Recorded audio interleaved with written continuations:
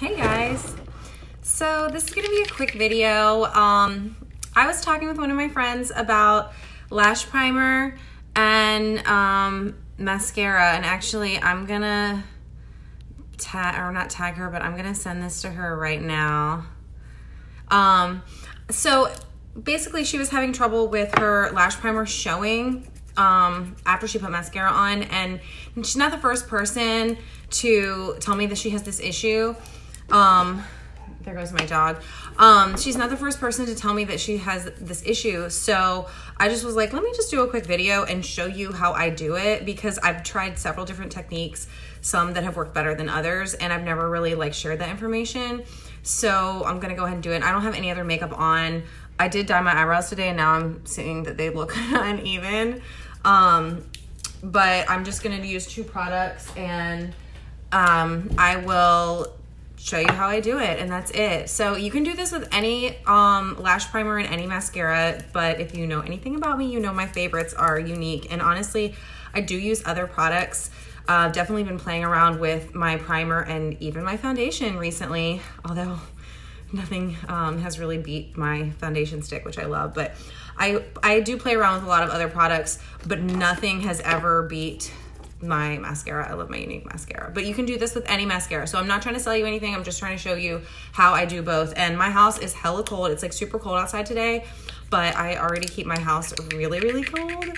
So I'm warming up my tubes right now just before I do this. So I used to apply my primer and then apply my mascara while the primer was super, super wet. And I felt like that really wasn't the best. And then I tried, okay, let me do it when it's dry. And I also felt like that wasn't the best. So I really prefer, and now that I say this out loud, it makes more sense, but I really prefer doing the primer, well, obviously the primer first, but I do the primer and I let it get kind of tacky, and then I do the mascara. So it's like a fine line in between being wet and being dry. And I realized after I started doing that, I was like, no wonder it works better. Hey Mel. I was like, no wonder it works better, because that's how I layer my mascara. I let the mascara be kind of tacky. I don't build the layers as well when it's totally dry, but I also don't build the layers as well when it's totally wet. So here you go. I'm just gonna show you real quick. And I have nothing else on my eyes except I do have I should have brushed out my lashes. Let me see if I have something. I do have my lash serum on, which does sometimes make your lashes a little more stiff, which is why I was gonna brush them out, but I'm actually just gonna run my fingers over them. I don't wanna like pull anything out, but this way they're not hard. And when I say stiff, it's like feels like hairspray, you know, like when you have hairspray on your hair, and if you put anything over it, it doesn't work very well. So sorry for that delay. All right, I just wanted to make sure they were like nice and soft again. So I put the lash primer on. Let's see, can you see me do that? I'll put the lash primer on and I just focus on the tips, because all I really want to do is make the length a little bit longer with this, and I don't want them to clump together. So I'm gonna do one eye so you guys can see the difference, all right? So I don't do a lot. It's barely on there. There's actually a little clump that I don't love, but you can't really see a lot at all.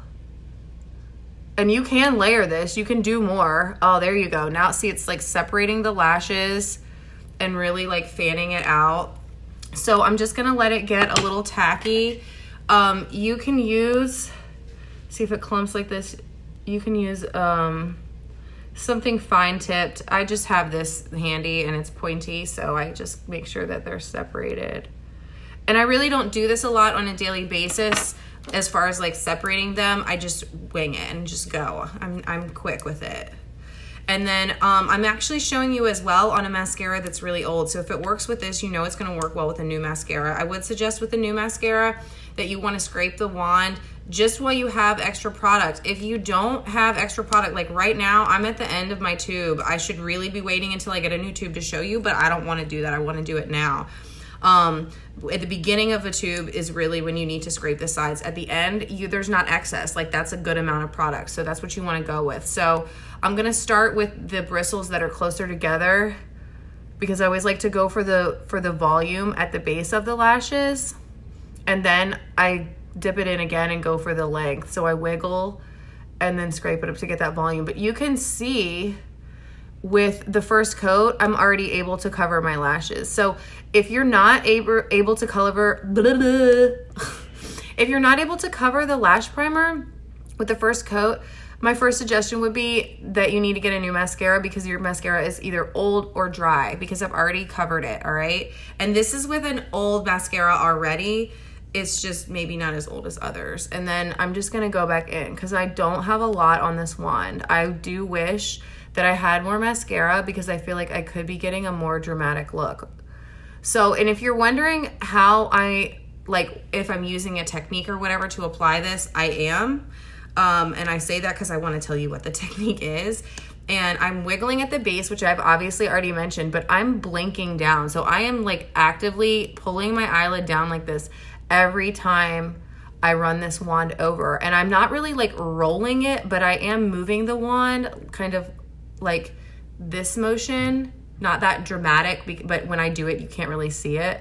But I'm like rolling the wand so that I'm getting all of the product from around the wand onto my lashes. Okay, so I've got like a good volume here. I've kind of gone back a couple of times with that.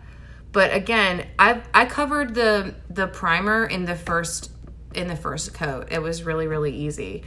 And hold on, I got something in my eye here. I definitely just went a little too far and got mascara up in my eyeball.